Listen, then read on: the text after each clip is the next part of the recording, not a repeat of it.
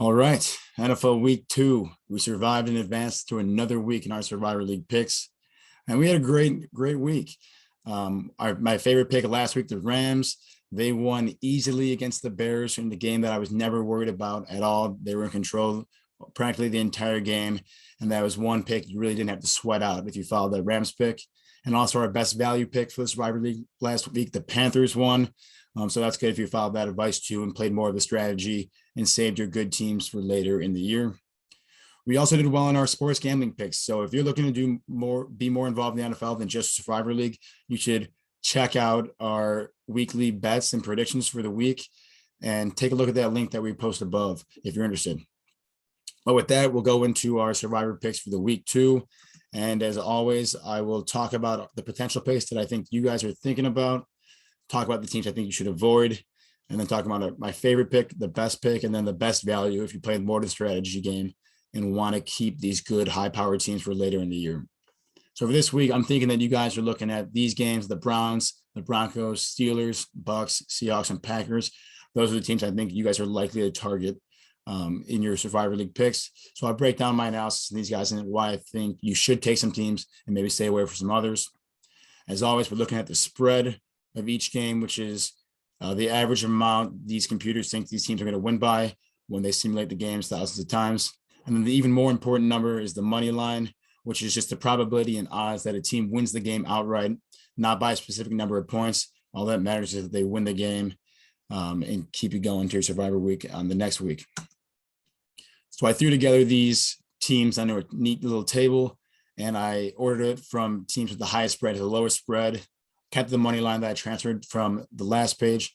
Something that I have that I got a lot of positive feedback for is the percentage odds to win, which if you didn't watch the video last week, this is not a number that I came up with in my head or anyone else did in terms of probability. It's simply turning that money line that you see in the column right to the left and transferring that into a percentage form using just a little formula. It's pretty simple. And then some of the qualitative factors that I like to consider when looking at my Survivor picks is home team, which I think matters a lot when you have the crowd behind you and you're in your own familiarity in home stadium. Vegas and the bookmakers think that home team matters a lot too. They believe that home field advantage is worth 3 points in football. So definitely keep your home team versus away team in mind when you're making your Survivor League picks. And also this week, we have some divisional games, which is very much something you should be considering. Divisional games are so much more intense and so much more close for a couple of different reasons. One of those being that these guys see each other twice a year. They play each other twice a year. They know the guys across the line from each other. They don't like each other, and they want to beat each other that much more. But even more so, these teams, especially really early on in the year, they're all fighting for a playoff spot, and they're fighting for the division title to be guaranteed a spot in the playoffs. So these division games have a much higher meaning and much added benefit if you can win the games within your division. So an added intensity and added higher stakes with these divisional games. So in general, I like to avoid division games because they're a lot more intense and usually a lot more competitive than they would otherwise be. So now I'll go through these teams, the teams I think you should avoid and not pick this week. The first one I really think you guys should not pick is the Steelers, who have about a 71% chance to win. The Steelers are coming off a really good win against the Bills, and I think that's what's driving this money line and this spread so high, is that these people are really behind this team and thinking they're really good. I'm just not sure what Steelers team is going to show up. Am I going to get the Steelers teams that beat the Bills and won 11 straight games last year? Or am I going to get the Steelers team that ended the season, including the playoffs, losing 5 or 6 games? I don't really know. That's not really that much variability that I want to be playing with in week 2 of my Survivor League. They're also playing the Raiders, who have a very competent offense and sporadically throughout the season just seem to put up points.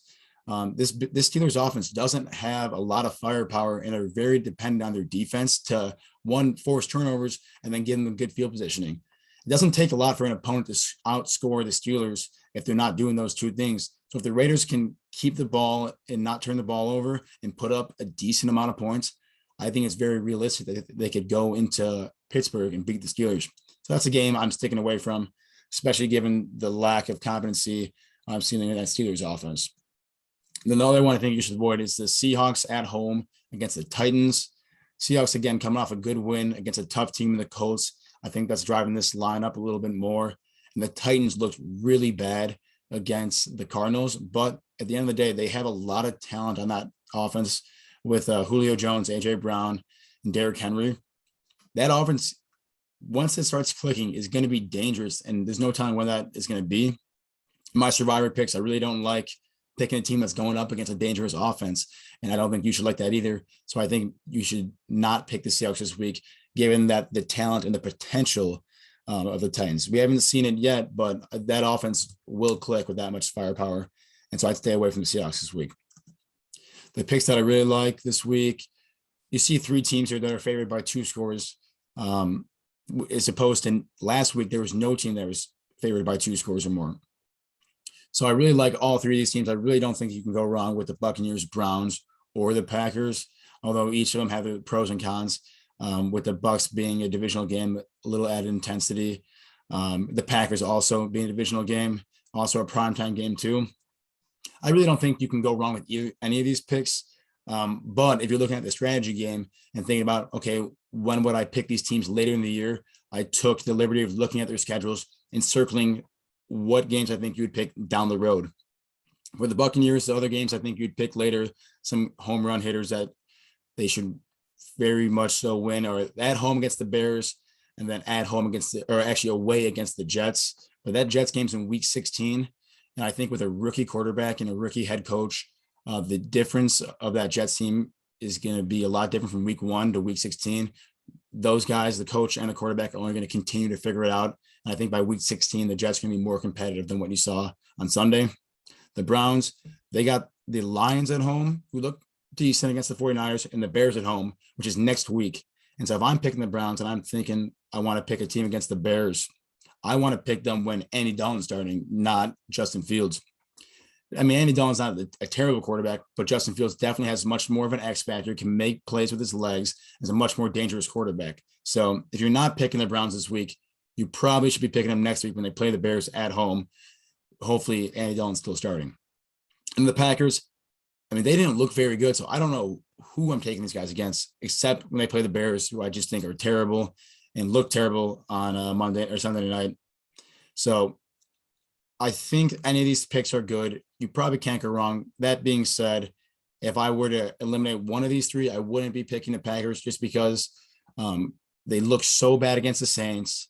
They're playing a divisional game against the Lions, who looked, I mean, they started coming back in the second half against the Niners. So you don't really know what the Packers deal is, what their deal is this year. So maybe stay away from them.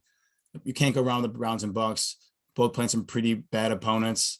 But if you're looking for the picks for the other weeks in the future, they both have some pretty easy matchups against teams like the Bears or the Jets or the Lions. So again, don't overthink it. I think you're good with any of these 3 teams. But if you're really looking to save those 3 teams for later in the year with one of those other matchups I talked about, I think a good value pick are the Broncos. But with a good value pick and high reward for later in the year, there's added risk. This team's on the road against a really bad-looking Jaguars team. But again, road games add more variability, and you never know what's going to happen there. You can also see that their percentage likelihood of winning is a lot lower, more than 10% lower than those other teams above them. That being said, I really like this team to win next Sunday because Justin Lawrence struggled with a really lackluster Houston Texans defense. If he had 3 turnovers against that unit, he's really going to struggle against his Broncos secondary, who are the best in the league and so apt to force turnovers, especially when you get guys like Bradley Chubb and Von Miller breathing down your neck, pressuring the quarterback. So I really don't see the Broncos losing next week anyways. But again, there's more added risk there just because, one, the spread's lower, the money line's lower, and they're on the road. So if you're looking for maybe saving the Browns, Bucks, and Packers for later in the year, so I suggest you take a look at the Broncos.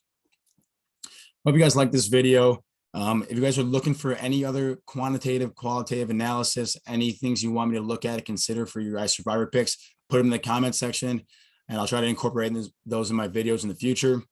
If you like this video, if you're using our picks to keep going on in Survivor League, hit the like button and subscribe so you can keep up with our weekly Survivor picks and also our weekly bets and predictions for the NFL in general. So hopefully you guys enjoy this. Hopefully we move on to week 3 and we're still watching next week and things go our way. So let's get them this week, guys. Good luck.